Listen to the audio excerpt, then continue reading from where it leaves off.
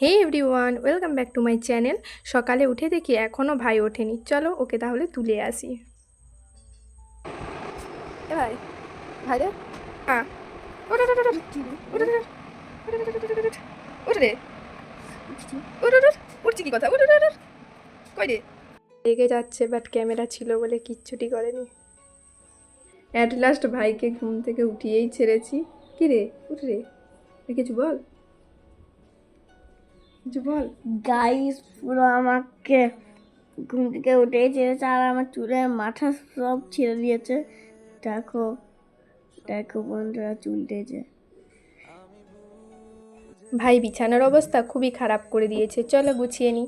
আজ অনেক কাজ ছিল বাড়িতে, তাই পেট পুজো আগে সেরে নিয়েছি। খেয়েই দেখি বাবা এনেছে দোকান করে।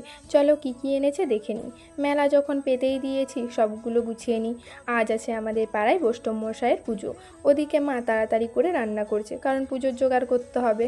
অনেক পাকা আম আছে, খুব মিষ্টিও নয়, তাই ওগুলো দিয়ে কি করব ভেবে ভেবে দিদি বানাচ্ছে আমের জুস। গল্প করতে করতে এদিকে কাজটা কমপ্লিট হয়ে গেল। উঠেই চটপট করে খেয়ে নিয়েছি জুসটা। মায়েরও জোগাড় কমপ্লিট। আমি আর দিদি মিলে বেরিয়ে পড়েছি মন্দির যাওয়ার জন্য। যেই নজর পড়েছে নাড়ুগুলোর দিকে। আমরা যখনকে পৌঁছেছি, পুজো শুরুই হয়ে গেছিল। প্রতি বছর বৈশাখ মাসের সংক্রান্তিতে এই পুজো হয়। মাঠের ধারে মন্দিরটা, তাই খুব বাতাস দিচ্ছিল। পুজোটা শুরু হয় দুপুর 2টার দিকে। প্রচুর গাছপালা আছে মন্দিরটাকে ঘিরে, তাই রোদ আসেনি। চলো এই মন্দিরের রহস্যটা বলি। আমিও যাদের কাছে শুনেছি তারা কেউই এখন আর বেঁচে নেই। বহুকাল আগে ওই জায়গাটা মাপতে 2 আমিন এসেছিল। 2 আমিন মানে 2 রকম মত পোষণ করেছিল। এই নিয়ে 2 আমিনের মধ্যে তর্কাতর্কি হয়। তার মধ্যে এক আমিন ছিল ব্রাহ্মণ। তিনি রাগে পৈতা ছিঁড়ে মাটির নিচে ঢুকে গিয়েছিলেন, আর তারপর থেকে ওখানে সমাধি করে পুজো করা হয়। আর ওদিকে হচ্ছিল বাতাসা ছড়ানো। সামনাসামনি কিছু পাইনি, তাই জামাতেই কুড়িয়েছি।